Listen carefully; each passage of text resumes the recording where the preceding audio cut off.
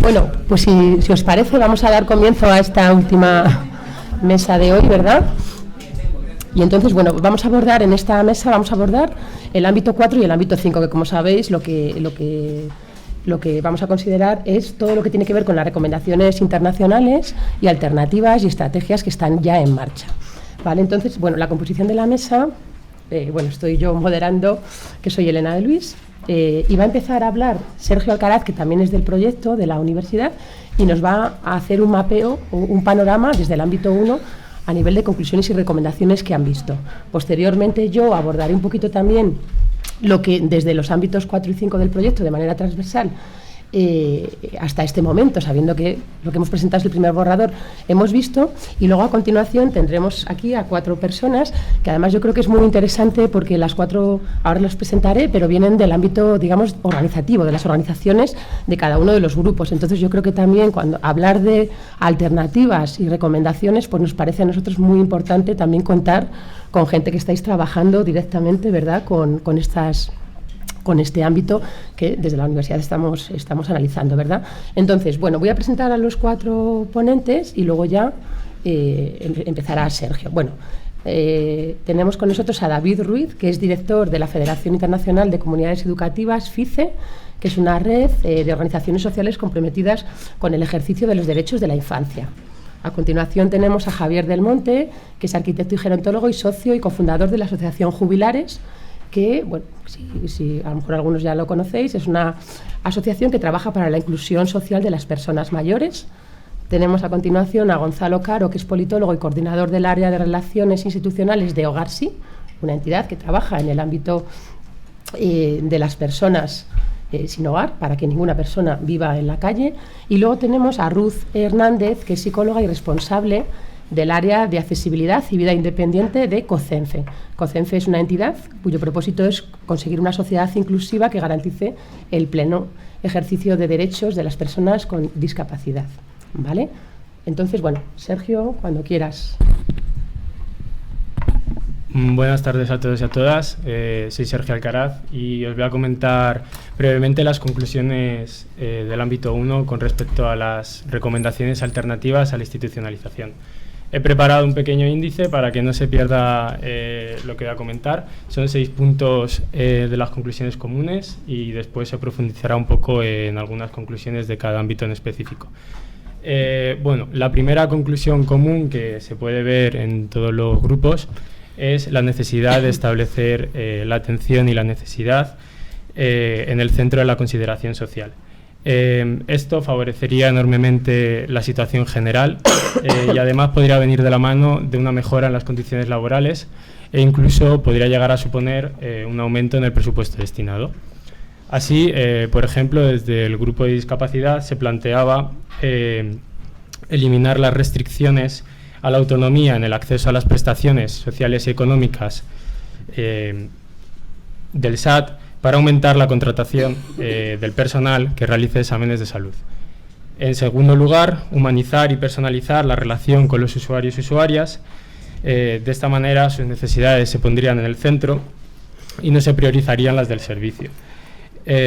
Por ejemplo, en sinhogarismo se ha podido comprobar la importancia de desestigmatizar la necesidad del apoyo. Y del mismo modo también se propone defragmentar la atención, ya que consideramos que la atención tiene que ser íntegra y constante. Por ejemplo, en las residencias de mayores la atención tiene que ser constante y no tiene que estar fragmentada en diferentes estadios como el médico, la comida, las actividades, las visitas. En tercer lugar, dar importancia a los vínculos y las relaciones interpersonales, favoreciendo el desarrollo del entorno afectivo. Esto los expertos consideran que es primordial para el bienestar de los usuarios y las usuarias. En concreto, en infancia, por ejemplo, se ha podido apreciar que aquellos menores de los servicios de protección que vienen de familias muy fragmentadas tienen grandes dificultades, sobre todo los adolescentes, para establecer vínculos afectivos con familias ajenas. También en discapacidad se ha hecho un especial hincapié en intentar combatir la soledad. proponiendo, por ejemplo, como solución programas de compañía o incluso ayudándonos de la innovación tecnológica. A pesar de mencionar únicamente ejemplos del grupo de discapacidad infancia, esto es una problemática que se puede ver en el resto de grupos, en sinhogarismo y en mayores también. En cuarto lugar, flexibilizar los procesos burocráticos relacionados con los servicios sociales. Esto es debido a que los trámites burocráticos, que son muy rígidos y muy densos, acaban siendo desincentivadores. En quinto lugar, los macrocentros no parecen que sean una buena alternativa, sobre todo porque dificultan la gestión y acaban despersonalizando la atención, justo lo contrario a lo que queremos. Y por último, la creación de un registro centralizado y homogeneizado de datos que permita conocer y evaluar los servicios que se prestan. Así también podría servir poner en común proyectos, procedimientos y experiencias para evaluar sus resultados conjuntamente y de manera crítica. Ahora, para finalizar, voy a comentar brevemente algunos aspectos más específicos. Por ejemplo, en el grupo de mayores se recomienda homogeneizar los registros exigidos a las residencias para garantizar unos mínimos en el servicio que se presta. O, por ejemplo, optimizar los recursos y las relaciones sociales, por ejemplo, abriendo los centros a la comunidad, como podría ser el jardín. En infancia, profesionalizar el actual sistema de atención. También comentar que los sistemas de acogimiento residencial se ha podido apreciar cierta dependencia, sobre todo de los menores a sus educadores de referencia. Y por último, en infancia, que se ha podido apreciar también dos tendencias en los centros de menores con las personas, con los menores conflictivos. Una que tiene que ver con la segregación de los jóvenes que dan problemas y otra con otra propuesta de integración. En el caso de discapacidad, eliminar las restricciones a la autonomía generadas por el propio SAT, mejorando en este caso las condiciones de trabajo, favoreciendo una integración flexible y mejorando el acceso a la vivienda. Y por último, en sinhogarismo, señalar la importancia de que el modelo alternativo ofrezca siempre soluciones habitacionales. Eso ha sido todo, muchas gracias. Sí, claro.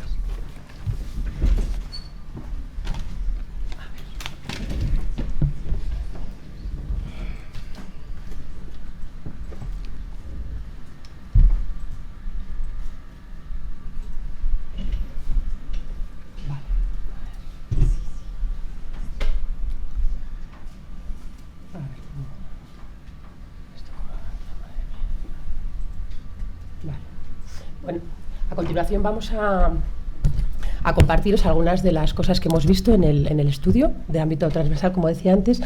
Son muchas cosas, porque efectivamente la disparidad también del trabajo con los distintos grupos y personas, ¿verdad? Pero bueno, voy a tratar de enfocarme en aquellas ideas como más relevantes para luego dejar espacio también a las personas que nos acompañan y que luego pueda haber un debate con el público, ¿verdad? Entonces, bueno, lo que hemos hecho en este ámbito es, por un lado, analizar las recomendaciones a nivel internacional y a nivel también regional, ¿no? Y sobre todo el marco de la Unión Europea.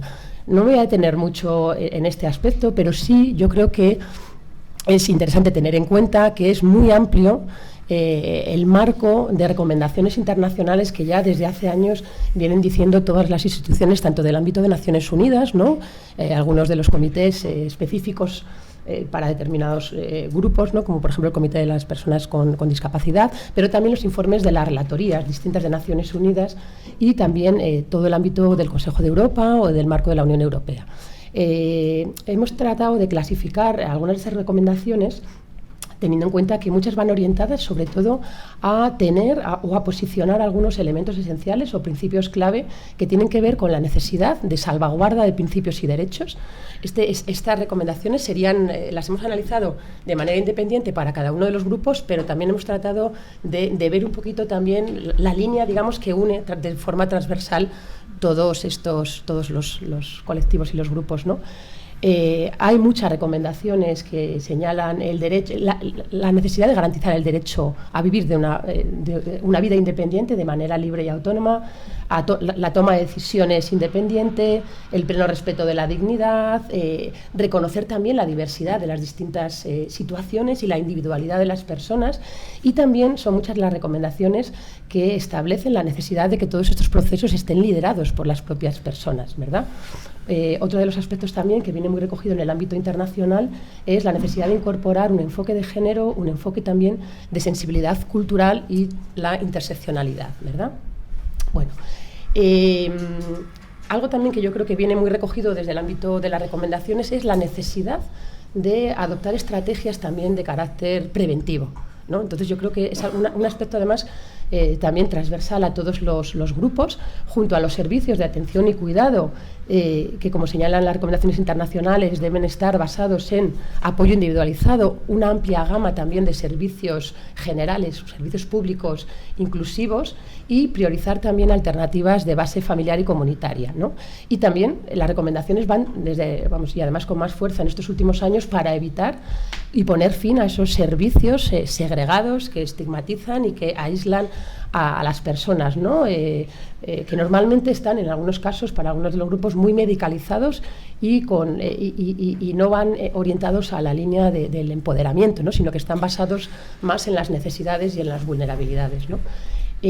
Bueno, otras recomendaciones también están basadas en el apoyo individualizado y en la garantía de la participación y el acceso a la información, y también muchas de las recomendaciones tienen que ver con la vivienda. O sea, la vivienda es algo que también transversaliza todas las recomendaciones internacionales, ¿vale? Bueno, junto a estos elementos, también las recomendaciones se orientan a la necesidad también de trabajar la sensibilización y la concienciación en la sociedad también. Por supuesto, hacer evaluación y seguimiento de todos estos programas, y luego adoptar enfoques pluridimensionales, ¿no? Multidisciplinares también, e integrados, ¿no? Que incorporen también aspectos de gobernanza política, pero también, por ejemplo, como decíamos antes, en materia de vivienda, en materia de servicios sociales, y sobre todo, como decíamos antes, promover entornos de cuidados empoderantes. Lo que hemos hecho, y aquí a lo mejor también, yo lanzo también la pregunta porque nos podéis ayudar también a completar un poco este marco, lo que estamos tratando de hacer también es ver cómo estas recomendaciones se pueden plasmar en una serie como de elementos o criterios clave que nos parece que tiene que ser cualquier alternativa, desde un enfoque de derechos orientado a un proceso de desinstitucionalización, ¿no? Y de alternativa de base comunitaria. Y entonces, bueno, vemos que desempeña un papel muy importante todo lo que tiene que ver con las condiciones de vida. Pues por ejemplo, ¿no? Volcando todas estas recomendaciones, los proyectos tienen que garantizar, ¿no? Desde el marco de derechos, la dignidad, la libertad de elección y de opción, la seguridad personal, la intimidad, la privacidad, el bienestar. Entonces, lo que hemos hecho es recoger un poquito todo lo que dicen las recomendaciones para tener como una serie de criterios que entendemos que deberían de tener las alternativas para que puedan considerarse alternativas desde un enfoque de derechos, ¿no? El proyecto de vida, por ejemplo, ¿no? De las personas también, que las alternativas estén construidas en torno a un proyecto de vida, flexibles, ¿no? Se ha hablado, yo creo, hoy de la necesidad de flexibilidad, ¿no? También porque las necesidades son diferenciadas. Algo también importante, el trato individualizado o la seguridad, por ejemplo, ontológica, ¿no? Bueno, otro aspecto fundamental desde el marco de derechos es la participación, ¿no? La participación de todas las personas en todo el proceso, en el diseño del proceso, de las alternativas, de las estrategias y en la toma de decisiones también, ¿no? O sea, que es algo también fundamental, ¿no? Una importancia también de todo lo que tiene que ver con la participación social, y las alternativas para que cumplan también estas recomendaciones deben ir orientadas también a la reducción del aislamiento, ¿no? Y lo que sería también, pues, la soledad no deseada. Otro aspecto también fundamental que veíamos, ¿no? Desde el marco de derechos es la igualdad y la no discriminación. Entonces, todas estas alternativas deben ir orientadas a evitar la discriminación y la estigmatización de algunos colectivos. Es más claro, por ejemplo, en el caso del sinhogarismo, ¿no? De las personas en situación de sin hogar, pero en realidad, efectivamente, hay que trabajar también todo lo que tiene que ver con el ámbito de la concienciación y sensibilización, apostar fuertemente por la integración y la inclusión social, y priorizar, como decíamos también antes, las personas en situación de mayor vulnerabilidad o el enfoque de género, ¿vale? Otro criterio también fundamental que interrelaciona mucho con estas alternativas es analizar la situación del derecho a la vivienda, ¿no? O sea, muchas de las cosas que vemos es que realmente esto requiere una reflexión importante en el ámbito de la vivienda y sobre todo por la situación de la vivienda en nuestro país, ¿no? Y cuando hablamos de vivienda y de hogar, ¿no?, nos referimos también a una vivienda que cumple una serie de características, como también dice el marco internacional y las observaciones generales y los informes de los distintos expertos, ¿no?, de Naciones Unidas, ¿no?, que, bueno, ahí mostramos algunos de los criterios. O sea, no es cualquier tipo de vivienda, sino una vivienda que garantice derechos con unos indicadores específicos, ¿no? Otro de los elementos que también pensamos o vemos que deben de estar presentes en todos estos proyectos son unos servicios de apoyo que sean flexibles durante el tiempo necesario, ¿no? Porque lo que vemos es que muchas veces se presta el servicio, pero 15 días, un mes, un año, con plazo limitado, pero es importante garantizar esta continuidad en los servicios. Bueno, servicios que a veces están integrados dentro de la propia unidad de convivencia, pero aparte pueden ser externos. Servicios que estén coordinados, o sea, es fundamental, y me imagino que las personas que estáis trabajando directamente veis la necesidad de coordinar los distintos tipos de servicio y, por supuesto, también tener en cuenta las necesidades, las preferencias y la libertad, digamos, de opción y de elección de las personas, ¿verdad? Claro, si estamos hablando de un enfoque con vida, con base comunitaria, es fundamental también, y esto es algo que veíamos que a lo mejor hay que tener de manera especial muy en cuenta, y es que cualquier alternativa tiene que ir orientada a la inclusión en la comunidad y a la vida en la comunidad, ¿no?, al derecho a vivir de forma integrada en la comunidad. Y esto, claro, implica un refuerzo y un aprovechamiento de los recursos comunitarios, ¿no? Yo creo que también, bueno, desde el ámbito, a lo mejor en el ámbito económico, hay que reforzar también todos esos servicios comunitarios si queremos hablar de integración, ¿no?, y de inclusión en la comunidad, trabajar todo lo que tiene que ver con las relaciones de proximidad, las relaciones de vecindario y también, por supuesto, la integración laboral, ¿no?, en muchos de los casos. ¿Vale? Bueno, a nivel también de enfoques y procesos, veíamos que es muy importante que cuando analicemos estas alternativas, claro, estén dirigidas a una solución duradera a largo plazo, ¿no? Precisamente también por lo que decíamos antes de la continuidad, ¿no? Es necesario, y por lo menos también para garantizar este marco de derechos y seguir las recomendaciones internacionales, que haya un enfoque de prevención. O sea, que yo creo que el enfoque de prevención tiene que acompañar todas y cada una de estas estrategias de alternativas, que la atención esté centrada en la persona, ¿no?, que haya coherencia de políticas, por supuesto también un personal formado y capacitado y acompañado para el desarrollo de estas funciones, ¿no? Entonces, bueno, una de las cosas que estamos también viendo, o sea, que entendemos que eso serían algunos elementos o criterios que pueden guiar a la hora de identificar si una práctica o una alternativa cumple esos criterios de derecho, ¿no? Y bueno, luego ya también lo que hemos hecho en cada uno de los grupos es analizar alternativas que se pueden considerar o una buena práctica o una práctica a analizar de cara a ver aprendizajes también y mejoras, ¿no?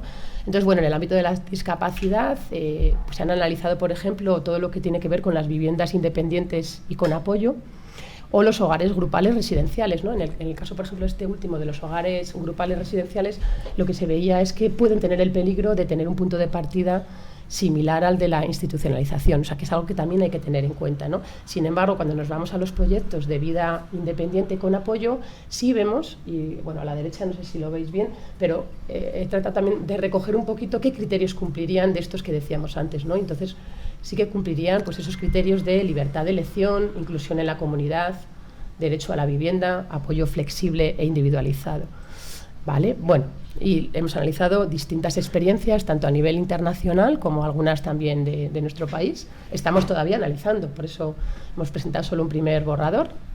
Bueno, en el ámbito de mayores también veíamos que algunas de las estrategias o alternativas que son interesantes son todas aquellas que van dirigidas al apoyo en el hogar, ¿no?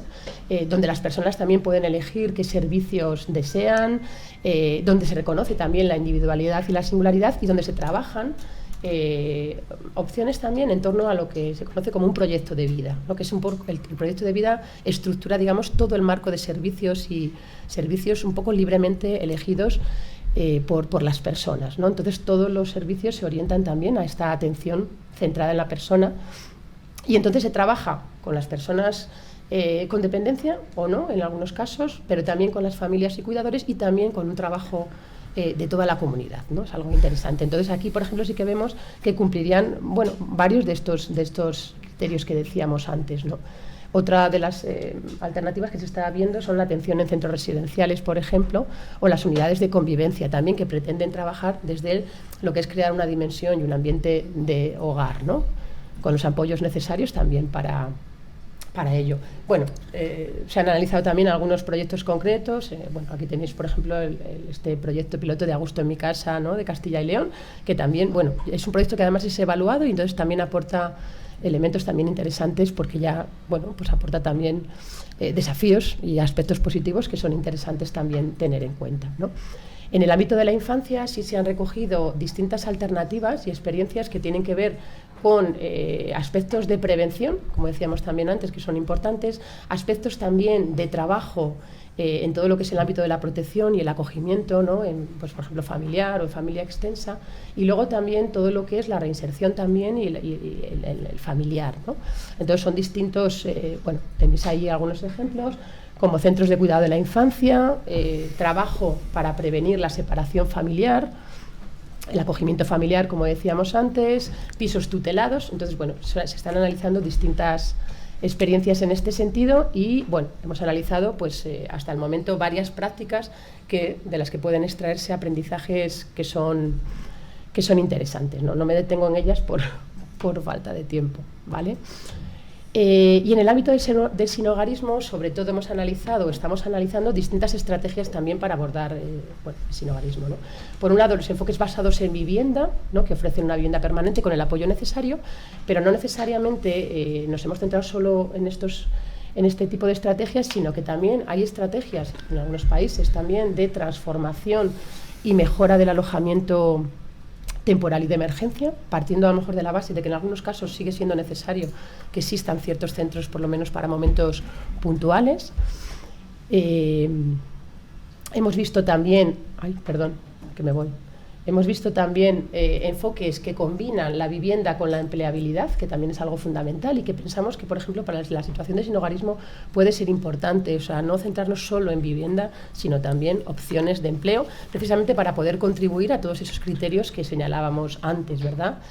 Estrategias también de prevención del sinhogarismo, incluso en los propios procesos de desinstitucionalización, que a veces sabemos que las personas, por ejemplo, las niños, niñas o adolescentes, a veces al salir de estos procesos institucionalizados pueden caer en el sinhogarismo.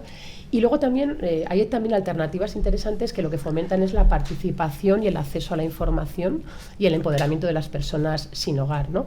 Otra de las prácticas que estamos intentando analizar es estrategias que directamente también van dirigidas a invertir en servicios comunitarios precisamente para la futura inclusión, ¿no?, de las personas en la comunidad.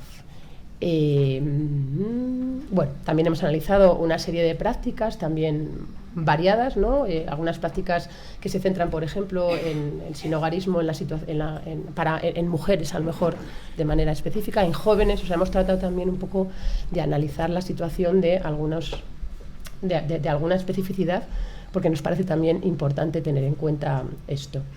Y yo creo que lo dejaría aquí, porque si no, ¿no?, para poder dar paso a los demás, ¿vale? Así que nada, bueno, pues agradezco entonces ahora ya los aportes de las distintas personas todo lo que sean aportes son bienvenidos.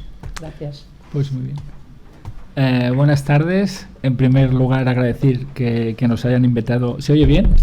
¿Sí? Que hayan invitado a FICE para estar en este espacio.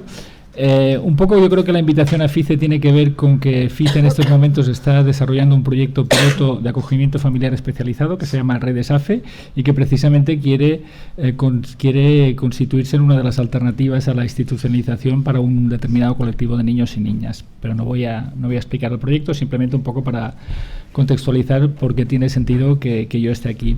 En segundo lugar, poner en valor estos espacios que nos permiten parar, reflexionar, compartir y y colaborar son interesantes. Cuando te invitan siempre te hace gracia, luego cuando tienes que ir, como vas a tope, dices, ostras, esto me pilla fatal, ¿no? Somos contradictorios, queremos siempre que nos inviten, pero luego, si no, luego cuando tenemos que ir es un problema. Y también quiero poner en valor que estáis aguantando toda la jornada, los que estáis aquí escuchando. Habéis pasado la hora crítica, que es la hora esta de la siestecilla. Ahora yo creo que también está la idea de que se va a acabar y ya estáis un poco más así. Pero sí que quiero agradecer que hayáis aguantado hasta el final, ¿no? Porque a veces en estas sesiones la última se queda un poquito desierta. Yo cuando me enfrenté al documento, que un poco lo que nos pedían era dar este feedback, yo tengo tendencia a dar vueltas a las cosas, ya lo vais a ver, ¿no?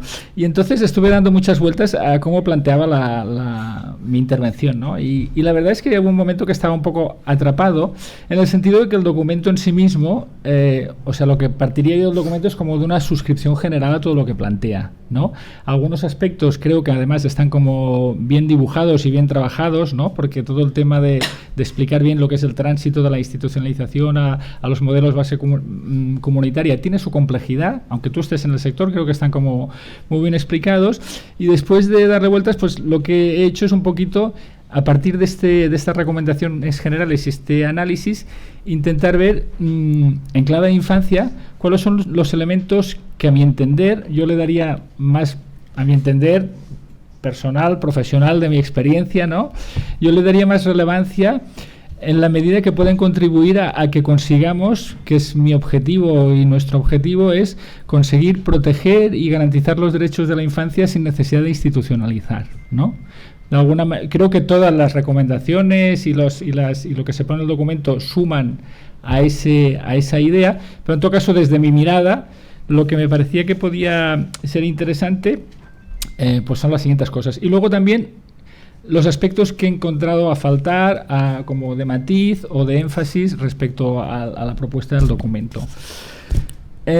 Lo primero que yo creo que nos da, que es importante que le demos la importancia que tiene que ver con, ahora me voy a poner las gafas del cerca, hasta ahora he ido aguantando, pero la concienciación sobre los derechos de las personas con necesidades de apoyo. Yo creo que este es un elemento que puede parecer un poquito rimbombante, pero creo que es realmente muy importante. O sea, tenemos que conseguir que la sociedad se sienta interpelada, el conjunto de la comunidad se sienta interpelada por eso que pasa a estos colectivos, y el colectivo de la infancia, que a menudo están invisibilizados. La institucionalización infantil siempre es un fracaso colectivo. Y eso tenemos que asumirlo, tenemos que mirarlo a la cara y tenemos que ser transparentes y explicarlo, ¿no? Yo pensaba el otro día, digo, si ahora que hubo elecciones municipales, si preguntáramos a las alcaldesas y a los alcaldeses de las capitales de provincia si saben cuántos niños y niñas de su municipio están en riesgo de ser institucionalizados o están institucionalizados, creo que alguno quizá lo sabría, pero habría poquitos que lo sabrían. Sí que sabrían la ocupación hotelera, a lo mejor sobre el sinhogarismo, que genera a veces también alarma social, a lo mejor también tendrían datos, pero no tendrían, creo que en la mayoría de las casos no tendrían ese dato. Yo creo que ese dato lo tendría que saber el alcalde, la alcaldesa y casi que todos los habitantes de la ciudad. O sea, en mi ciudad hay 150 niños y niñas que son vecinos míos y que estén en riesgo de ser institucionalizados y tantos que están institucionalizados. Esa información tendría que ser ser conocida y poderla mirar sin vergüenza, porque produce, o sea, como es un fracaso, pues mejor que no se hable mucho de esto, ¿no? Pero yo creo que ese elemento nos puede ayudar a muchas cosas, ¿de acuerdo? Pero creo que es un elemento muy importante. El otro elemento que para mí es muy importante en materia de infancia es el plan de desinstitucionalización. Uno de los elementos que seguramente debe ser común al conjunto de los colectivos es que cuando entramos en el círculo de la institucionalización todo se empieza a encarcarar y se produce como una cronificación y de alguna manera desde el momento que un niño, una niña, un adolescente entra en una institución tenemos que estar trabajando todos como locos y locas para que esa institucionalización dure lo mínimo posible. Por tanto, ese plan de desinstitucionalización tiene que estar muy al día. O sea, tiene que estar muy presente. Sí, porque de alguna manera creo, hoy también voy a ser reiterativo, porque muchas cosas que se han dicho coincidimos seguramente muchos todos. Creo que el tema de la institucionalización infantil tiene que ver también con la seguridad. O sea, si a un niño le pasa algo grave, yo diría que la vergüenza ya se transforma en otra cosa y ya genera un tipo de reacciones que acostumbran a ser después como muy de activar protocolos de no sé qué y de empezar a institucionalizar a más niños, porque este niño o se nos ha muerto, esto pasa, o sea, pues esto y sale en los diarios, y entonces cuando la institucionalización se produce, yo creo que hay un elemento como de relajamiento, ¿no? O sea, bueno, ya no le va a pasar nada, ¿no? Un poquito. Y entonces eso es lo que de alguna manera nos desactiva el sistema. Y el sistema tiene que estar muy alerta, porque que haya institucionalizado es un pequeño fracaso, es un éxito también, porque estamos evitando una serie de cosas, pero creo que este es un elemento muy importante. Otro aspecto que ha salido aquí y que tenemos que, creo que sería interesante profundizar más, es en tener datos y seguimiento, y datos fiables y actualizados. Cuando yo vengo del ámbito de la protección de la infancia, hace 28 años que trabajo en esto, y los niños y niñas que ingresaban o que llegaban a instituciones o que eran unos y ahora son otros. Y por tanto las necesidades para prevenir esa institucionalización hace 28 años eran unas y ahora son otras. Y de aquí 2 años serán diferentes. Porque aquí han hablado, ¿no?, de nuevos fenómenos, de cosas que están saliendo, de nuevas situaciones a lo largo del día. Por tanto, ese es muy importante. El análisis de los servicios existentes, eso se recoge en el documento, de detectar esas zonas vacías, quién no está interviniendo en esto y cómo el no intervenir en esto está provocando este otro aspecto. La flexibilidad y adaptabilidad de los servicios. Creo que no es una fantasía. Y de alguna manera tenemos que tener trajes a medida. O sea, nuestra intervención tiene que ser capaz tenemos que ser sastres, y esta familia, este niño necesita esto, y tenemos que tener, claro, unos márgenes, pero esa flexibilidad y adaptabilidad de los recursos tiene que estar a la orden del día, porque a veces, no, es que esto ya no, estoy aquí, no, bueno, o sea, tenemos que tener esa flexibilidad. Vale. Entramos ya en algunas recomendaciones. Estas yo creo que eran en general sobre la institucionalización. Bueno, yo me lo he llevado al terreno de la infancia. Recomendaciones específicas en materia de infancia. Yo creo que tenemos que conseguir que la medida de separación familiar sea el último recurso. Pero para que sea el último recurso no tiene que ser el segundo. Tiene que haber muchos. O sea, tiene que ser el último y tiene que ser minoritario. O sea, yo creo que esto no lo pone la convención o sea, esto es lo que dice la convención, pero yo creo que tenemos que además ir hacia los números. O sea, tenemos que conseguir que eso sea lo mínimo. Y eso exige recursos previos, eficientes y diversos. Y por eso puede ser el último, pero porque hay varios recursos previos y diversos. Porque nosotros lo que tenemos que garantizar en clave de derechos es el derecho a vivir y crecer en familia, en la propia, en extensa o en aliena, porque esto es lo que recoge la Convención de Derechos de la Infancia, y al final el acogimiento residencial actúa de manera subsidiaria cuando todo esto no hemos sido capaces de articularlo. Por tanto, sí que tenemos que caminar hacia conseguir que el acogimiento residencial cada vez sea menor. He dicho que suscribía las recomendaciones de manera general. El tema de la prevención de la separación familiar, este es un tema importante. Esta mañana también se ha hablado de cómo de alguna manera, y aquí no me voy a meter mucho en este tema porque es un tema complejo, pero el tema de que la prevención y la prevención especializada sea de competencia local y la protección sea de competencia autonómica, creo que a veces nos genera una disfunción un poquito especial. Y desde el punto de vista de nuestra federación, que estamos en varios territorios, observamos que los programas de preservación y de prevención familiar son muy diversos y tienen muy diferente intensidad y tienen muy diferente empaque, y eso no tendría que ser así. O sea, tendría que haber programas de prevención y prevención familiar con unos estándares de atención y de calidad homogéneos, y si es competencia local, es competencia local. Yo creo que lo de la competencia local y la competencia autonómica, a veces lo que puede pasar es que, bueno, si yo no llego, al final hay otro que va a llegar y va a ser su competencia. Que eso no quiere decir que implique dejadez, pero es verdad. Yo tengo la prevención y cuando la cosa ya está muy fea, pues va a entrar el otro. Eso yo creo que a veces produce algún tipo de disfunción. Tenemos que trabajar por diversificar el acogimiento familiar, buscar nuevas fórmulas. De hecho, el proyecto que nosotros estamos tiene que ver con una modalidad de proyecto que teníamos y que está infrautilizada. De alguna manera es dimensionarla y hacerla y conseguir que tenga más impacto. En relación a la participación, que es un tema que ha ido... Luego a lo mejor volveré a hablar de esto. A mí me gusta mucho... la participación es un término que yo creo que está un poquillo gastado, como el término de empoderamiento, ¿no?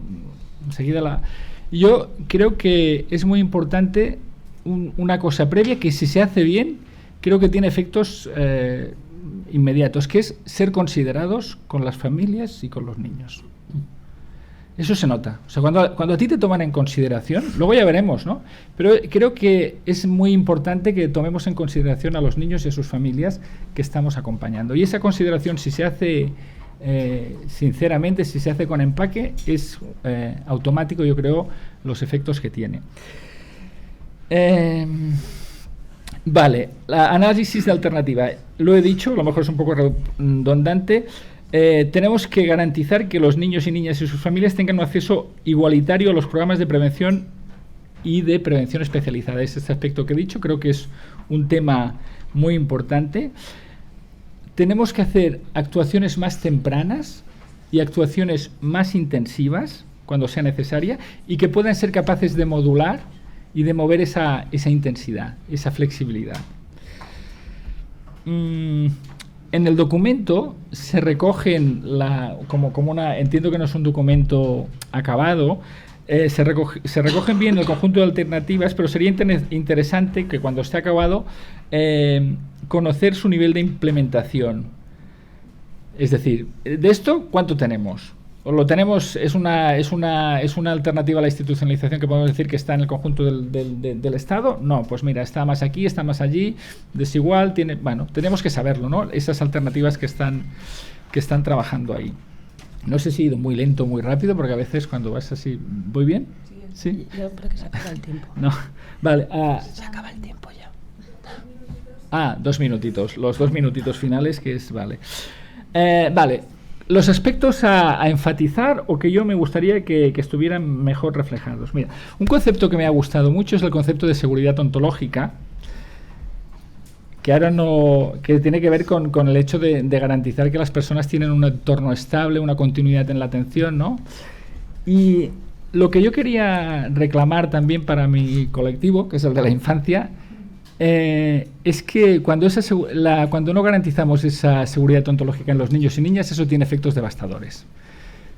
Yo pensaba el otro día, un terremoto en una casa en construcción, pues le hace más daño, ¿no? Pues los niños y niñas están en construcción, no son adultos acabados, se están construyendo. Entonces, la exposición a situaciones adversas, a negligencia y tal, tiene unos efectos que son diferentes en un adulto. Si yo ahora soy víctima de violencia, pues tengo muchos mecanismos o tengo una serie de cosas para hacer frente a eso. Un niño pues no tiene todavía esos mecanismos y las huellas y el daño que va a dejar ahí pues nos va a dar trabajo. Y aquí nos introduce otro elemento que yo creo que tendría que estar recogido en el documento, que es en los procesos de apoyo a los niños y niñas, la función reparadora del daño y la función compensatoria tiene que estar incorporada.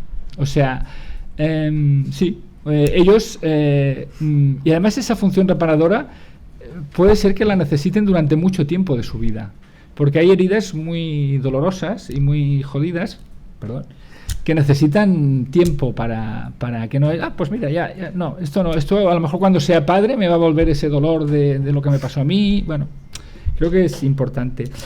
Un aspecto muy importante es una comunicación adaptada que tiene que ver también con todo este tema de la participación y de la consideración. Tenemos que hacer que las familias entiendan lo que les está pasando, en primer lugar, y que se lo sepamos comunicar de manera entendible, transparente, aunque a veces sea dolorosa, porque también hay una cierta tendencia, como todo esto nos avergüenza, pues a veces que si se explica así, que si se explica ya, tenemos que explicar las cosas como son, con cariño, con sensibilidad, y sobre todo que las entiendan. Creo que es muy importante. Otro aspecto muy importante que tendría que recoger el documento. En infancia tenemos que reducir las derivaciones. El tema del... Mira, no sé si era Jaume Funes, si lo conocéis, no sé si es Funes, solo escuché a alguien que sabía más que yo, que decía el tema de la derivación. Al final tenemos personas a la deriva. O sea, el tema de las derivaciones y de las transiciones hay que cuidarlo mucho. Porque ahí se van como... En cada lavadora vamos perdiendo ropa. Eso en catalán, en cada bugada, cada vez que lavamos la ropa perdemos algo. Y por tanto tenemos que ir reflejar mejor el documento también la integración y la consideración hacia la familia biológica. La última cosa. Bueno, también creo que ha salido antes y me ha interesado también con el tema del sinhogarismo, cómo trabajamos la voluntariedad en el acceso a los servicios y a los apoyos, en los niños y en las familias. Ese es un aspecto nuclear también, porque en la medida que somos capaces de trabajar bien esas voluntariedades, estamos provocando una adhesión a la ayuda. Si esas voluntariedades no se trabajan bien, esa adhesión no se va a producir o siempre va a ser muy frágil. En el documento creo que hay un aspecto que ha ido saliendo a lo largo también del día de hoy, que la transición a este modelo exige cambios culturales, exige cambios conceptuales y éticos, exige metodologías, exige actitudes, y a veces todo esto está muy situado en el profesional. Y el profesional ya tiene unas cargas que son la hostia. Y yo creo que tenemos que ver cómo hay elementos estructurales que facilitan y que no dependen del profesional. Y esos elementos estructurales tienen que estar ahí. Porque pedirle que se forme, que tenga marco conceptual, que no sé qué, todo esto ya lo va a hacer, porque lo hacen siempre. Pero tenemos que poner elementos estructurales ahí que apoyen esa transición, porque si no esto es muy frágil. La otra cosa que creo que también tenemos que poner al cascabel al gato, es que tenemos que hablar de la reconversión del sector. Al final hay un sector de atención residencial que tenemos que poner en valor, que yo vengo de ahí, que han hecho una gran labor, que a veces la hacen con sensibilidad, a veces yo creo que en algún momento dado eso de la dicotomía o de negativizar la atención residencial con las limitaciones que tiene estructurales, a veces se hace muy bien, a veces no se hace bien, a veces se hace muy bien con lo que pueden hacerlo, pero sí que tenemos que ir pensando cómo se reconvierte el sector y cómo evoluciona. Pues eso es todo. Yo tengo que, a lo mejor me voy antes porque tengo un tren. Si me voy, seré discreto, que no interrumpiré, ¿de acuerdo? Es para decir que si me voy no penséis que soy un mal educado, ¿de acuerdo? Muchas gracias. Muy bien, gracias. Pues siguiente ponencia. ¿Cojo este? No, directamente yo creo que lo tienes. Habla. ¿Sí? ¿Hola? Sí, te lo conectan. Vale. No veía... Bueno, me decís si cuando me queden 2 minutos o 3 o 5, lo que sea, pero orientadme un poquito, por favor. Bueno, muchas gracias. A ver, cambio de tercio completamente. Jubilares es una entidad sin ánimo de lucro, es una asociación de personas que estamos trabajando por la creación, por la transformación de entornos para un envejecimiento activo, saludable, desde la propia participación de las personas mayores. Eso es lo que define lo que hacemos. Estamos trabajando en ámbitos como la ciudad, en ciudades amigables con las personas mayores y pues muy especialmente en iniciativas de cohousing o de vivienda colaborativa, ¿vale? Que es un poco de lo que quería hablar aquí. Yo quería, y además porque lo he oído varias veces a lo largo de la jornada, por lo menos en las sesiones en las que he estado, a lo mejor hasta incluso ha salido en otras, quería romper un poco este mito del cohousing como el bálsamo de Fierabras o la panacea, la alternativa, ¿no? Es una alternativa y creemos que es muy interesante y lo que venimos a contar aquí es cómo puede convertirse en un buen referente para esto que nos atañe aquí, ¿no? Pero digamos que no es la alternativa que va a sustituir a las residencias de mayores, o eso ahora luego os comentaré un poquito más. Pero bueno, Un poco por centrar, ¿no? Por quien no lo sepa, ¿qué es el cohousing? Estamos hablando de iniciativas de vivienda autopromovidas, autogestionadas y con diseño participativo por las propias personas que participan en ello.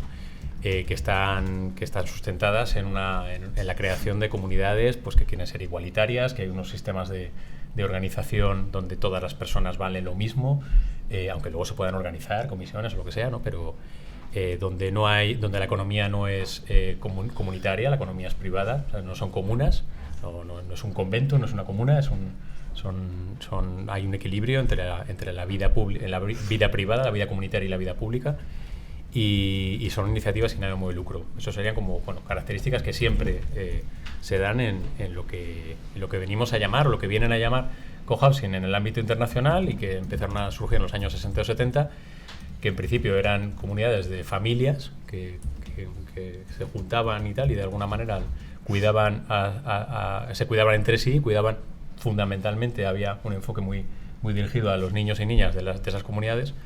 Esas comunidades fueron envejeciendo de una forma natural y llegó el senior cohousing como una especie de variante natural, o sea, no porque alguien dijera es que esto tiene que ser así, sino que de alguna manera descubrieron por esta cosa de que cada uno se junta con quien le da la gana y por las ciertas afinidades que se pudieran ir formando, pues que personas que ya estaban jubiladas o que estaban en otra época de la vida, pues parecía que podían juntarse entre sí y tener una vida comunitaria pues que permitiera desarrollar sus proyectos de vida como ellos querían, y de ahí nació esto del senior cohousing. Bueno, ¿qué ha ocurrido con el senior cohousing en el resto de Europa, del mundo, en Estados Unidos, que hay muchas también? Generalmente no han contemplado un sistema de atención a la dependencia. Cuidados, ya cuando los cuidados son un poco más complicados, pues uno se va de allí a un centro, a una institución, ¿no? Esto en España, las personas mayores que se han metido en esto han dicho no nos metemos en este lío, que ya bastante lío supone hacer toda esta autopromoción, como para que en un momento dado me tenga que ir. Entonces no, estos son viviendas para toda la vida. Bueno, este es el enfoque, ¿no? que caracteriza un poco a lo que estamos trabajando desde nuestra asociación, y también en el proyecto de innovación, de investigación e innovación impulsado por el Ministerio con nuestros fondos de Next Generation, que yo creo que nos une a los cuatro, que es en nuestro caso, junto con UDP y la Asociación Andecha, comunidades de cuidados, experiencias de cohousing y otras redes vecinales de apoyo. Este es nuestro proyecto. Estamos impulsando a varias comunidades que ya están en marcha, que ya habían iniciado el camino, y estamos ayudando fundamentalmente a estas cooperativas, facilitando procesos de creación de estrategias de cocuidado. Son ellas, las propias personas mayores, las que realizan estas estrategias de cocuidado mutuo. Eso es principalmente lo que define una de las líneas importantes del proyecto. Hay otra línea que tiene que ver con la evaluación de impacto. Dice el borrador de estudio que el cohousing parece responder mejor que otras alternativas al modelo de atención personalizado. Yo estoy de acuerdo, parece responder mejor, pero bueno, hay que buscar, hay que corroborarlo, ¿no? Y entonces, pues de alguna forma estamos trabajando en la línea de encontrar evidencias, ¿no? De que realmente hay mejor calidad de vida, más autonomía, más bienestar físico, emocional y otras dimensiones, ¿no? Y qué factores influyen para que eso ocurra, ¿no? Bueno, estas son otra de las líneas, y hay una tercera línea que ya no me voy a meter, que tiene que ver con el trabajo en comunidades del medio rural. No son comunidades intencionales, son las comunidades las que existen en los pueblos, pero de alguna manera, a la manera del cohousing. No se trata de hacer un cohousing en el pueblo, sino a la manera del cohousing, o sea, desarrollando metodologías de diseño, de diagnóstico participativo y de planificación estratégica con las propias personas, o desarrollo por las propias personas que viven allí, pues desarrollar planes de acción local que permitan permanecer en el hogar, pues en principio hasta el final, ¿no? O si se puede, o en la medida que se pueda, hasta el final. Bueno, como no hay mucho tiempo, quería comentar por lo menos respecto de algunas cuestiones que habíamos leído en el borrador. habla de las alternativas en general, de las alternativas referidas a personas mayores, ¿no? En ese apartado. En general se impone el paradigma housing, en eso estamos totalmente de acuerdo. Realmente todas las iniciativas tienen que ver con creación de hogar, ¿no? De que las instituciones, si se están transformando, si estamos en proyectos de desinstitucionalización, se transformen en hogares.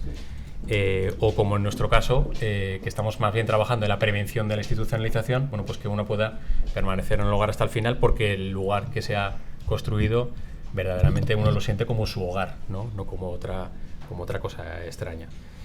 Estamos hablando de vivienda digna y adecuada, es un mandato constitucional, siempre hacemos hincapié en esto de lo adecuado, ¿no?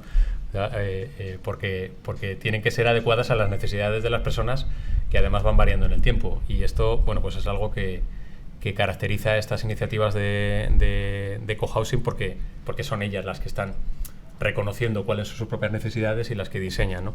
Conforme a esto. Una cuestión referente al tema de la institucionalización, porque además lo llevo oyendo a lo largo del día. Está el estudio, creo que está muy centrado en la institucionalización en instituciones.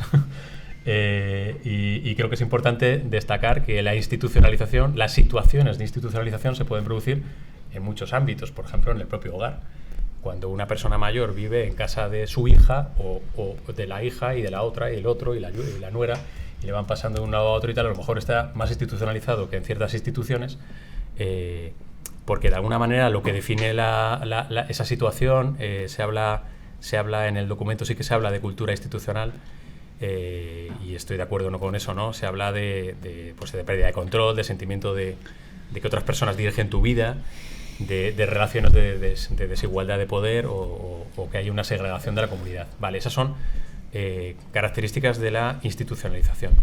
Pero digo esto porque el cohousing, parece una buena alternativa para situaciones de institucionalización, pues ojo, no convirtamos y es un riesgo y es un reto, y ahora hablaré de ello, de las comunidades de cohousing, que se conviertan en instituciones institucionalizantes también, que ese riesgo también existe, ¿no?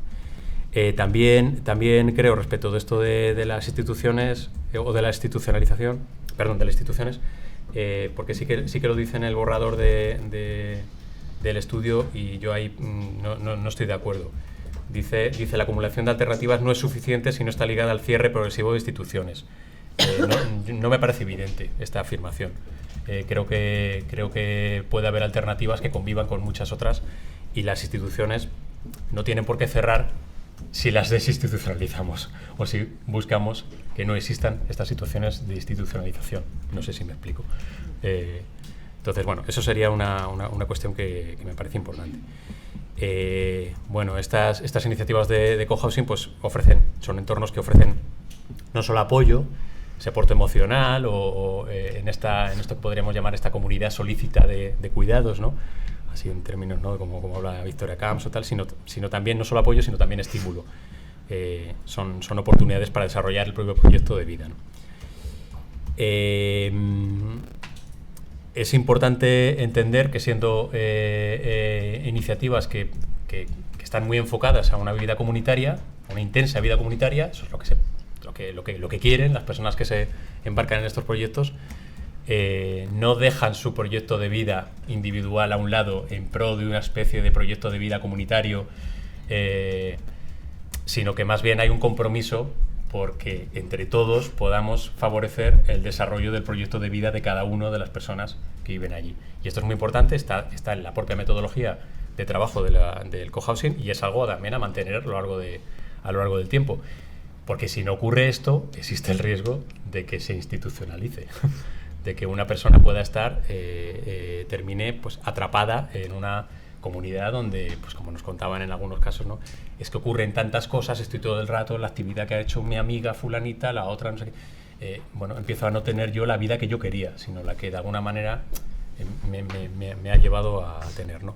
Entonces, bueno, esa parte también es importante, ¿no?, poner el foco en el proyecto de vida individual. Retos. El reto de la dependencia es uno de los grandes retos, no tener que abandonar la cooperativa. Esto, sí que conocemos casos en algunas de las cooperativas que funcionan, donde eso pues se entiende, claro, como un fracaso. 2 minutos, venga. Y esto que estoy contando, de que no se convierta el cohousing en un entorno institucionalizante. Puede haber situaciones de control social, de una excesiva comunidad, o la otra cosa que también ocurre cuando están diseñando en las comunidades que están en esos procesos de diseño, es que cuando trabajamos con ellas, haciéndoles preguntas para que ellas piensen ¿no? diagnostiquen o prevean lo que puede pasar y aventuren soluciones, claro, nuestros referentes son los institucionalizantes. Entonces, en cuanto me pongo en la clave de, bueno, y si tengo un Alzheimer, pues entonces reproduzco lo que conozco de cuando mi madre tuvo Alzheimer o cuando... Entonces existen pues ese peligro de encontrar en un cohousing pues la unidad de asistidos, ¿no? Digo lo de asistidos porque o este tipo de soluciones institucionalizantes, ¿no? Y dice, pero si esto no era lo que no queríais, ¿no?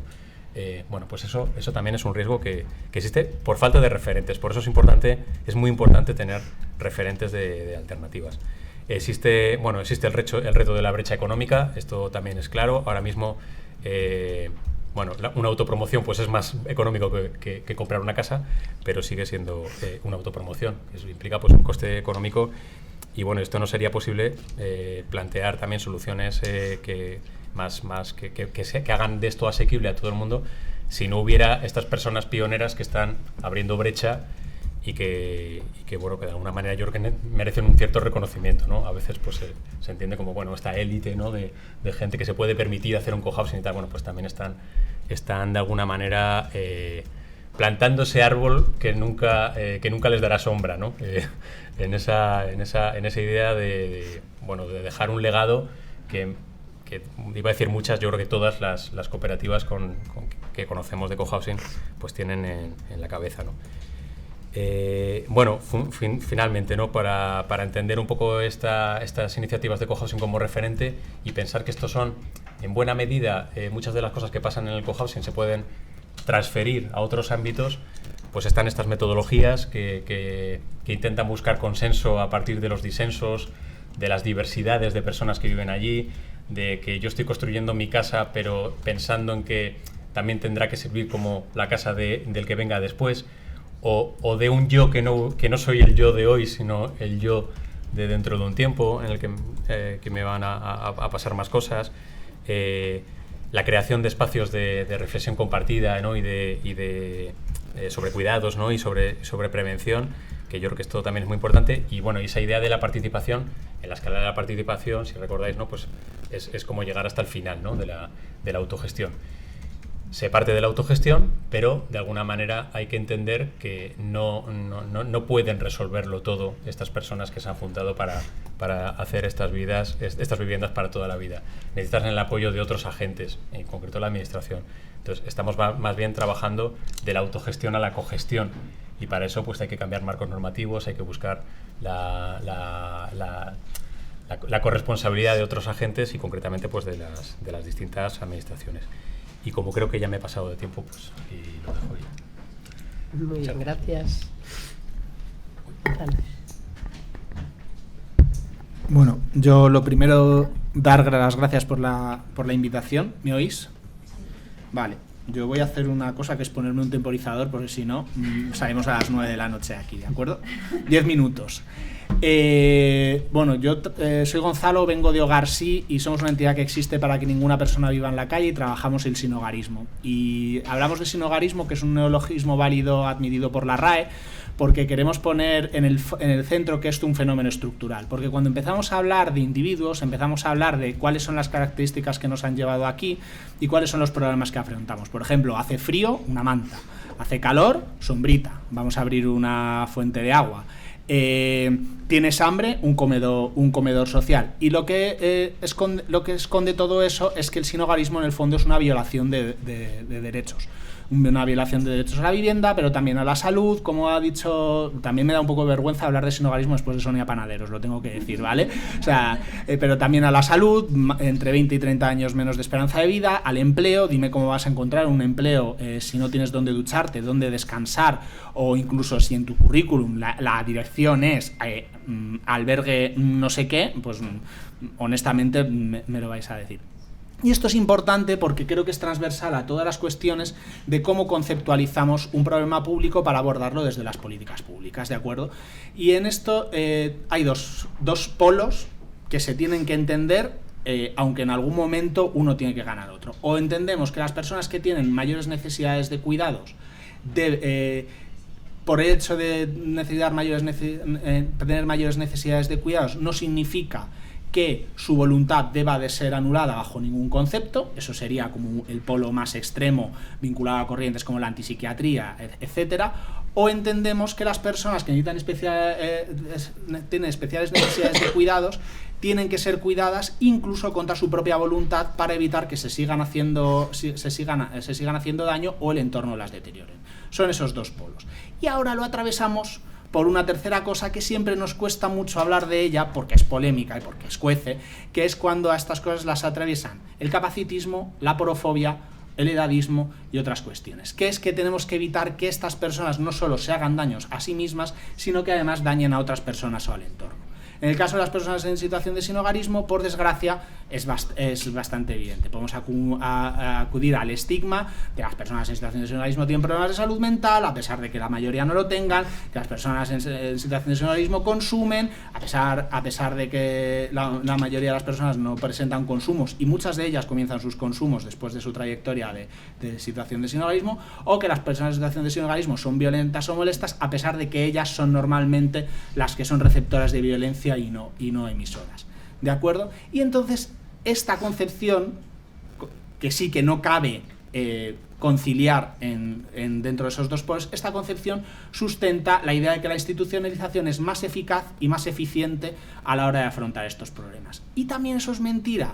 ¿Por qué? Porque no es verdad que sea más eficaz. En el caso de las situaciones de las personas en situación de sinhogarismo, los datos del INE nos dicen que al menos hay 28.000 personas en situación de sinhogarismo, y sin embargo solo hay 20.000 plazas. No es más eficaz un sistema que al día de hoy cuenta con un 60%, que además las plazas en un 60% son alojamientos colectivos, ¿no? Hay 8.000 personas que al menos una noche no tienen una plaza de alojamiento, y eso durante el COVID se puso de manifiesto cuando hubo que encerrarse todo el mundo en casa.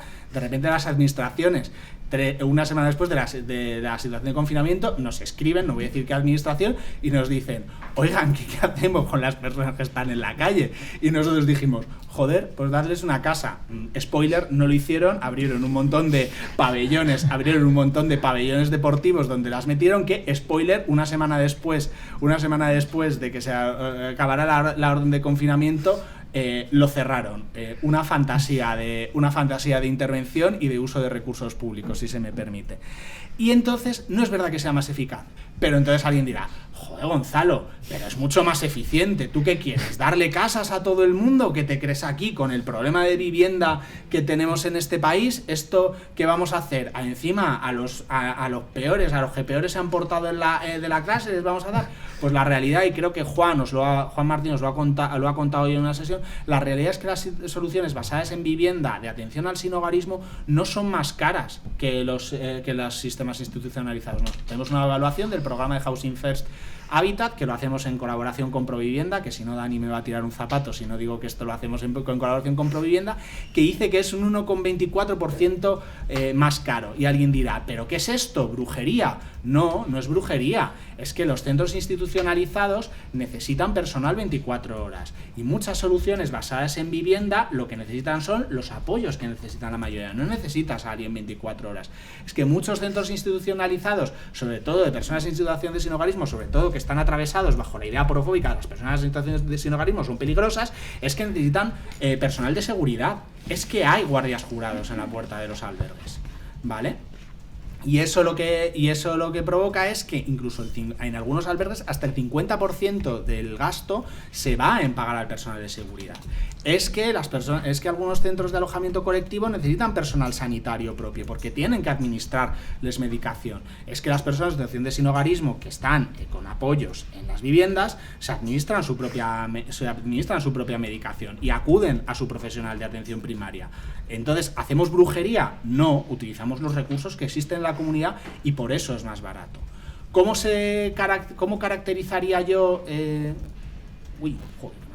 ¿Cómo caracterizaría yo el sistema que proponemos? Por no duplicar lo que ya está en el documento, que insisto que está muy bien. Soluciones basadas en vivienda. ¿Qué tipo de vivienda? Viviendas entre 1 y 3 personas, dependiendo de las necesidades de las personas. Hay personas con unas trayectorias, unas situaciones muy complejas que van a necesitar una vivienda individual. Yo me acuerdo de una persona a la que fuimos a visitar una vivienda Housing First, que son personas que llevan 3 o más años en situación de sinhogarismo, tienen problemas de salud mental o una discapacidad o consumos abusivos de alcohol y otras drogas, y me decía, no me aguanto ni yo como para compartir una vivienda con otra persona. Pero hay personas que pueden compartir perfectamente vivienda. Viviendas que estén dispersas en la comunidad. No queremos el bloque de las personas sin hogar, no queremos que ese bloque e insertas en la comunidad, porque si queremos aprovechar el centro de atención primaria, tenemos que estar razonablemente cerca de un centro de atención primaria. Me ha gustado lo de el cohousing no queremos cohousing en el medio rural, porque es que parece que los niños y las niñas en situación de protección, las personas mayores, las personas en situación de ser un hogarismo y seguro que las personas con discapacidad son la solución a la despoblación en este país. Todo el mundo tiene la solución a la despoblación. Cojamos a la gente y mandémosla al medio rural. Hombre, si la gente no ha huido, si la gente ha salido del medio rural, llámeme loco. Quizás es porque no se dan las condiciones adecuadas en el medio rural. Así, llámenme loco, ¿vale? Claro, y los migrantes, efectivamente, también. Todos los migrantes, efectivamente, todo fuera, ¿vale? Y conectada a la comunidad, y los apoyos durante el tiempo necesario. Pero ojo, los apoyos durante el tiempo necesario, a veces decimos, proyectemos los apoyos hacia la lejanía, hacia el infinito y más allá. Y es que puede darse la situación que es que los apoyos durante el tiempo necesario sean 3 meses. Y que las visitas de un profesional se tengan que acabar a los 3 meses, o en vez de que en Housing First, que decimos que tienen que ser una vez a la semana, llegue un día la persona y diga, pues es que esta semana no necesito verte. No solo es que esta semana necesito verte, es que esta semana verte me viene mal. Y no vengas. Y la persona tiene que tener derecho a decir eso. Yo estoy aquí en modo polémico porque sé que estamos muy cansados y cansadas, entonces estoy aquí pinchando, ¿vale? O sea que nada, estoy aquí pinchando para generar impulso.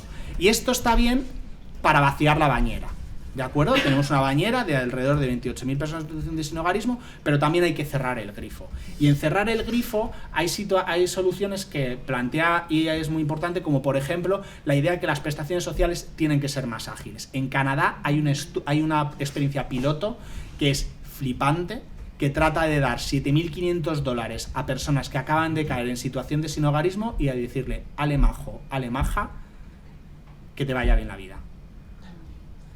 Hacen un seguimiento porque hay que evaluarlo, bla, bla, bla, bla, bla, bla, pero son $7.500 de una vez, una transferencia que nosotros llamamos monetaria significativa, de una vez. Sí, lo tengo en el móvil, no te preocupes, me va a pitar, ¿vale? Transferencias significativas, de una vez, que las personas se administran y les permiten construir su proyecto de vida y dejarnos de ayudas de emergencia que solo permiten gestionar la miseria. Y voy con una idea, porque me quedo sin tiempo, con una idea súper polémica. Yo sí que creo que hay que reducir drásticamente los recursos de institucionalización, y me llama profundamente la atención cada vez que hablo con administraciones que me digan que no saben cómo hacerlo. ¿Saben cómo hacerlo? En sus presupuestos. No quieren que haya una rebelión porque han decidido acabar con las partidas presupuestarias que sufragan recursos institucionalizadores. Un minuto. Muy bien. empiecen abriendo una partida presupuestaria que financie este tipo de recursos que el 31 de diciembre de 2024, hago un spoiler, no sabemos cómo vamos a sostener, ¿vale? Porque aquí nadie lo ha dicho, pero yo ya vengo aquí frontalizado y lo digo, ¿vale? Porque no sabemos cómo los vamos a mantener. Empiecen a abrir ese tipo de partidas y vayan decreciéndolas. Atrévanse a cambiar las convocatorias del 0,7% del IRPF. Atrévanse a tocar el plan concertado de servicios sociales. Van a ver cómo empiezan a disminuir los recursos institucionalizados y empiezan a emerger estas soluciones que ya está demostrado con evaluaciones que funcionan. Sí. Sí.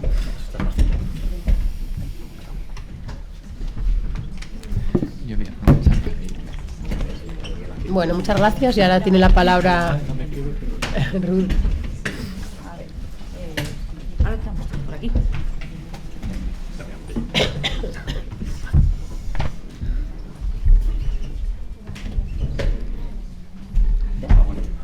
Lo que queráis. Sí, se oye. Sí. Muchas gracias. Bueno, yo soy Ruth Hernández, soy la responsable del área de accesibilidad y vida independiente de COCENFE. COCENFE es la entidad de referencia de personas con discapacidad física y orgánica. Soy la responsable de servicios centrales. Ahora mismo el área asume uno de los proyectos, que es efectivamente lo que comentaban los compañeros, lo que nos une, ¿no? Que son esos fondos europeos que nos está permitiendo un poco a todos hacer estos proyectos que están orientados, ¿no? A desinstitucionalizar, prevenir la institucionalización, etcétera, etcétera. Es verdad que a mí hay una cosa que me gusta, me ha gustado mucho el informe, me ha gustado mucho también esta línea de investigación, pero también me ha gustado mucho cómo las realidades tan diferentes, sinhogarismo, infancia, etcétera, etcétera.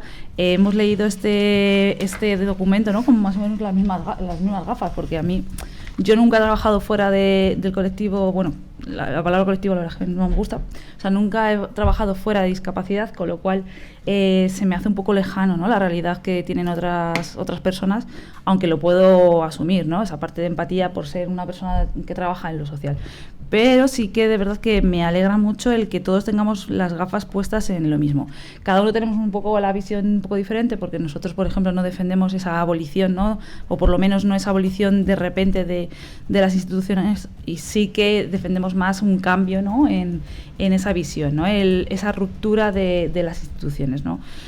Pero bueno, sí que va en la misma línea, porque luego tenemos como otros preceptos que a lo mejor también van muy unidos a la tipología de proyecto que estamos llevando. Nuestro proyecto se llama Rumbo.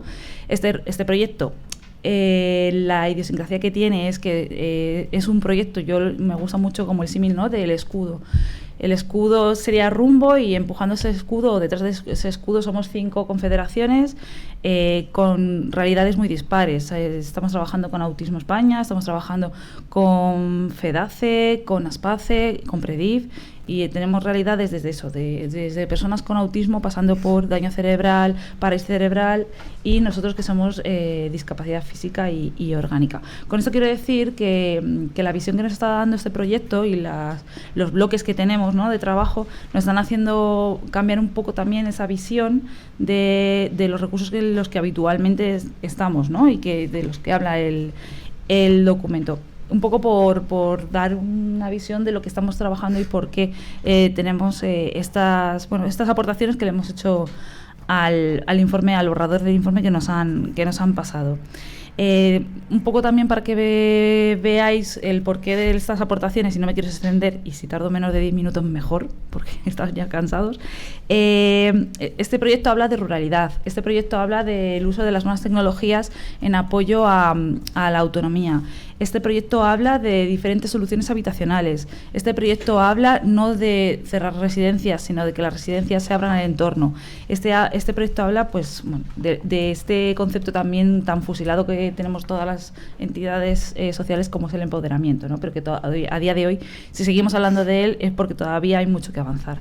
Entonces, dicho esto un poquito, la forma de preparar la exposición era un poco cogiendo el documento y haciendo aportaciones a él, ¿no? bueno, hay algunas aportaciones que simplemente son un poco como pequeños reflejos, y luego hay otras aportaciones que sí que tienen que ver mucho con la filosofía del propio proyecto.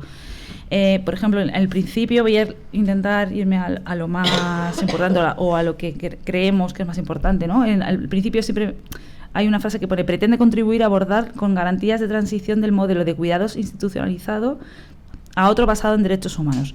Bueno, por el trabajo que estamos haciendo, por el bagaje de años que llevamos, ¿no? en el apoyo a las personas con discapacidad física y orgánica, es verdad que no hablamos tanto de... O sea, creemos que un cuidado no tiene por qué estar institucionalizado, es decir, un cuidado que se ofrece a una persona en una institucionalización no tiene por qué ser negativo.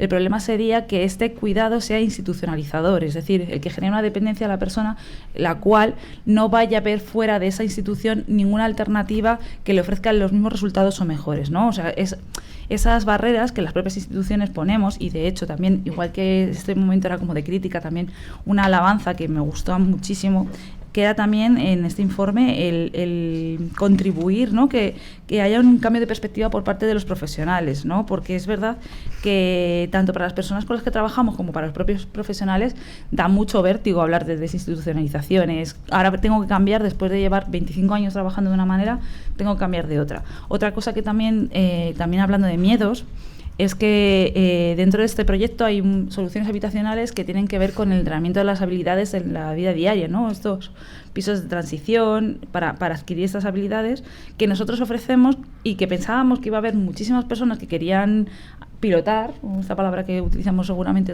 tanto todos, y luego no es tan fácil, ¿no? Porque genera miedo, quiero esto, y cuando lo tengo, ese vértigo, ¿no? Ese efecto puente, ¿no? De quiero saltar, y cuando estoy en el borde me echo para atrás porque me da miedo, porque después que ha habido también es que ya os digo, me gusta mucho este encuentro porque, ¿no? Como que fusiona mucho los conceptos. Esa parte, ¿no? De sostenibilidad que decías que querías abrir el melón, nosotros lo tenemos muy abierto porque, claro, estamos generando muchos recursos que van a ayudar y que están ayudando actualmente a un montón de personas, pero el día 31 de diciembre de 2024, ¿qué?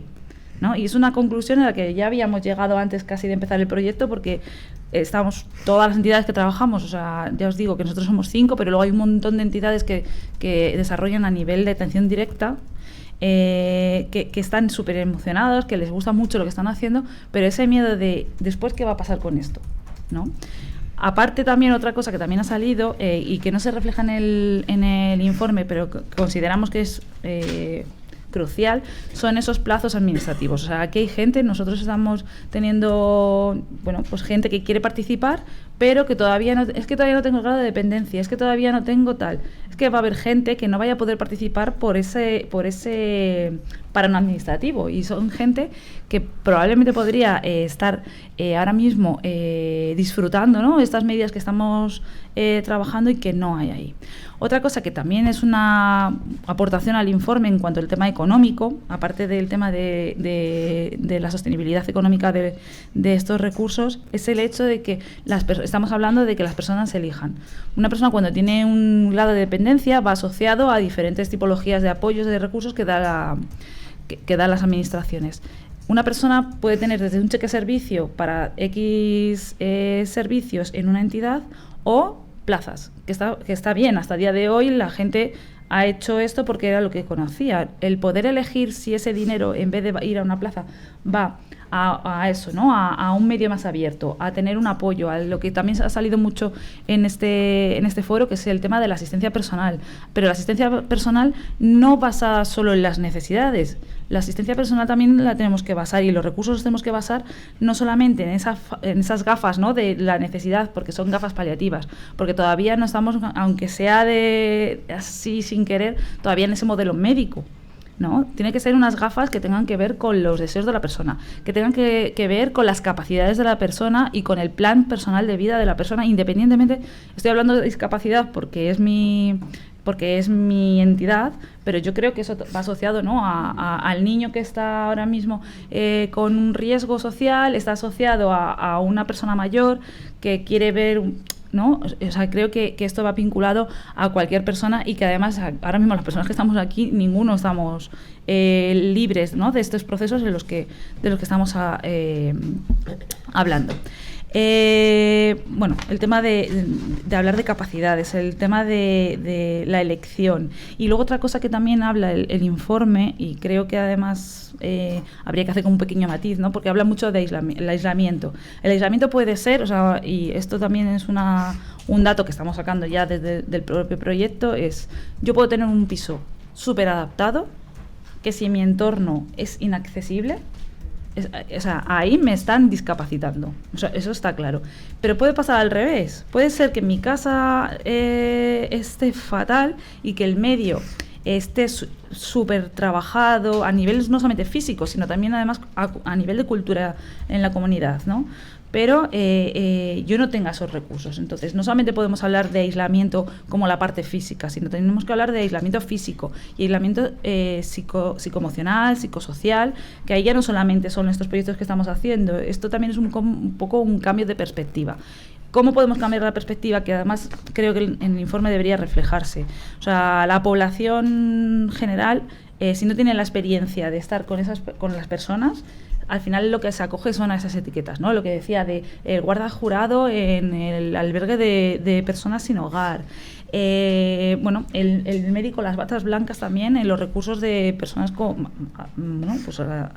ancianas. Que bueno, o sea, al final siempre nos vamos a basar en esos preceptos que hacen que bloquee el cambio. Entonces, bueno, pues esto también debería, creo, estar reflejado aquí. Luego otra cosa que también, bueno, yo voy a seguir aquí con nuestras aportaciones. Aquí, por ejemplo, dentro de las alternativas que se ofrecen en el marco, ¿no?, de transición desde los derechos humanos, es el trato individualizado. Creemos que no solamente no es individualizado el concepto, tiene que ser personalizado, tiene que ser personal, ¿no? ¿Por qué? Porque si individualizado yo te puedo hacer algo así a tu medida, pero le tengo que meter esa carga también, ¿no?, de acompañamiento. Y además esas son otras aportaciones que, por ejemplo, en el tema de los servicios de apoyo es apoyo es apoyo y acompañamiento. O sea, las personas que necesitan apoyo no solamente necesitan ese apoyo, sino necesitan un acompañamiento, necesitan que la persona sea cercana. A ver, no me quiero tampoco extender mucho porque... También, una de las cosas que aquí aparece, ¿no?, dentro de la parte de personas con discapacidad en la recomendación de políticas, es que no aparece nada de generar herramientas de evaluación. Nosotros basamos los proyectos muchas veces en esos datos, en esos macrodatos, que a lo mejor, bueno, de hecho, dentro de mi sector sería como la encuesta de edad, es como la encuesta que nos da todos los datos. La encuesta de edad son datos que están volcados desde 2020. En 2020 estábamos saliendo de una pandemia. Vino aquí, por lo menos en Madrid, una Filomena. Las personas que han sufrido todo esto, o que hemos sufrido todo esto, probablemente hemos cambiado mucho nuestra forma de ver la sociedad, de sentirnos. O sea, quiero decir, habría que generar herramientas que vayan dando datos anualmente para que nosotros como entidades podamos realmente alinear los proyectos a esas necesidades objetivas y reales, ¿no? No al... Todos creo que estamos trabajando en pro, ¿no? Y con toda la ilusión y creo que además somos no solamente trabajadores, sino que además creo que somos activistas, que somos personas que estamos muy, muy, muy comprometidas con esto, porque creemos, porque probablemente lo hayamos vivido, por un montón de cosas, pero sí que es verdad que tenemos que bajar un poco a terreno, ¿no? No puedo quedarme solamente en el dato teórico de me he sacado esto de tal, he sacado de la biblioteca de la universidad, que está fenomenal, que por supuesto esto no lo podemos dejar nunca de lado, pero las personas son las que hablan, ¿no? Y es lo que nos va a dar esa base real a los proyectos. Y luego también, como Rumbo tiene mucho que ver con tecnologías, estamos hablando de servicios de apoyo, ¿no? Apoyo y vuelvo a meter la cuña de acompañamiento. También tenemos que generar, pues el uso de las tecnologías que es a día de hoy. O sea, que no solamente estamos hablando de una tecnología en base a, pues no sé, sistemas de ayuda a domicilio, telemáticas, etcétera, etcétera, sino tecnologías de apoyo. Estamos hablando de utilización de máquinas 3D, estamos hablando también de uso de diferentes productos, y además también deberíamos, creo, desde la experiencia, no solamente trabajar en el otorgar apoyos y dar apoyos, sino también invertir económicamente en la reeducación de hábitos. Es decir, nosotros estamos viendo ahora en este proyecto gente, por ejemplo, que necesita una tabla de transferencia. Una tabla de transferencia son una tabla que le ayuda a moverse de la cama o del sofá a la silla en el caso de que tenga una movilidad reducida y no pueda hacerlo de manera autónoma. Eso es necesario, por supuesto, pero muchas veces los terapeutas ocupacionales, cuando se ponen a trabajar con estas personas, se dan cuenta que si esa persona se reeduca en diferentes movimientos, eso va a hacer que esa persona no necesite esa tabla de transferencia. Va a ser menos dependiente porque va a tener una cosa menos que tener que llevar si se va de vacaciones o si se de tal. Entonces, esa inversión económica de reeducación, que además lo vemos súper claro en otras personas, ¿no? El trabajar la reeducación de hábitos en personas con adicciones, pero no lo vemos en las personas con discapacidad, con esas necesidades.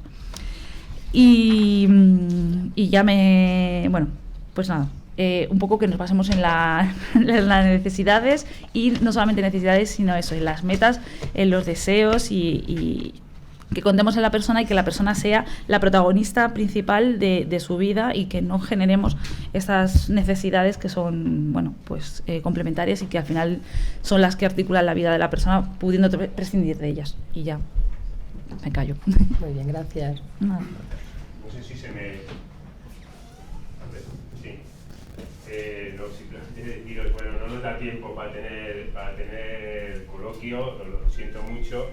Y tampoco hemos decidido, además, que no haya clausura más allá de dos cositas que voy a decir ahora, que es muy breve. Agradeceros a todas y todos vuestra participación aquí, también a todos los que habéis asistido, y sobre todo, agradecer el trabajo de todo el equipo que han montado esto, pero sobre todo de Laura y Isabel, que sabéis pegar una buena paliza con todo esto. Y muchas gracias a todas. Os seguiremos pidiendo colaboración, y ya os iremos dando cuenta un poco de cómo van nuestros avances. Muchas gracias.